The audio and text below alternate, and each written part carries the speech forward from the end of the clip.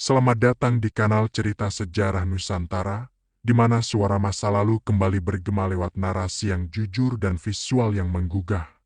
Dalam sejarah, kita sering hanya mengingat nama raja, perang besar, atau istana yang runtuh, tapi ada kisah lain yang tersembunyi di balik batu, di antara kabut gunung, dan dalam keheningan para empu.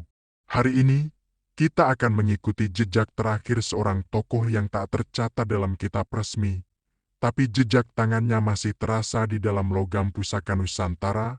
Inilah kisah spiritual dan heroik dari akhir Majapahit. Di lereng Gunung Lawu, di antara kabut dan sunyi, tersembunyi tapak terakhir dari seorang empu yang hilang bersama runtuhnya Majapahit. Namanya Empu Supo, bukan seorang prajurit, bukan pejabat istana, tapi tangan yang menempa keris untuk raja, logam yang bukan sekadar senjata melainkan jiwa yang dipatri dalam bilah besi.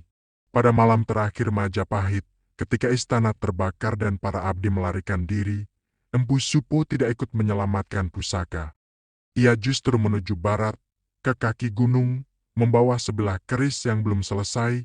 Katanya, keris itu tidak perlu ditancapkan ke tubuh siapapun, cukup ditanam di tempat yang tepat, dan ia akan menyalakan ingatan bangsa berabad-abad ke depan. Perjalanan membawanya ke Gunung Lawu, tapi bukan ke jalur pendakian, melainkan jalur sunyi yang hanya dikenal para petapa. Di sanalah, dalam hutan rimbun, ia menemukan reruntuhan bengkel batu, tidak besar, tapi di tengahnya ada landasan tempa besi yang membatu dan di atasnya tergeletak abu yang masih hangat. Di malam itu, Raras bermeditasi di samping landasan. Ia memejamkan mata, menahan dingin dan sepi, tapi dalam diam, ia mulai mendengar suara logam dipukul perlahan, tang, tang, tang, seperti gema dari masa lalu yang menembus waktu. Ia membuka mata dan melihatnya. Bayangan Empu Supo berdiri, setengah transparan.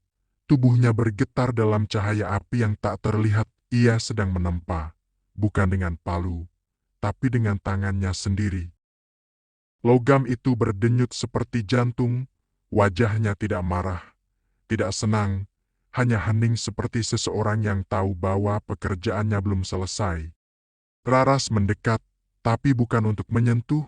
Ia hanya duduk bersila di sampingnya, tidak berkata-kata, karena dalam dunia empu, bicara adalah godaan, dan diam adalah kekuatan. Empu Supo lalu menunjuk ke dasar landasan. Raras mengusapnya, dan menemukan ukiran kecil, ana gening jero wesi, ada api di dalam besi. Saat Raras menyentuh ukiran itu, ia melihat sekelebat kenangan, ribuan wajah rakyat Majapahit, petani, prajurit, ibu-ibu, penari, pengrajin, bukan tokoh sejarah besar, tapi mereka semua tersimpan dalam getaran logam yang pernah disentuh tangan Empu Supo.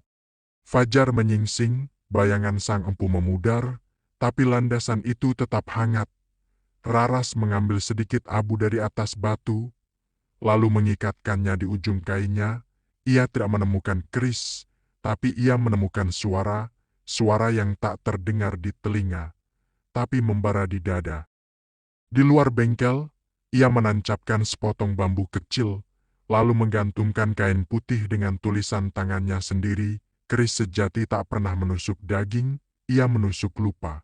Maka kisah itu pun selesai, atau mungkin belum, karena selama ada yang menempa, mengingat, dan menyalakan api Majapahit tidak pernah benar-benar padam. Ia hidup dalam tangan-tangan yang berkarya, dalam logam yang membawa doa, dan dalam senyap yang menjaga bara.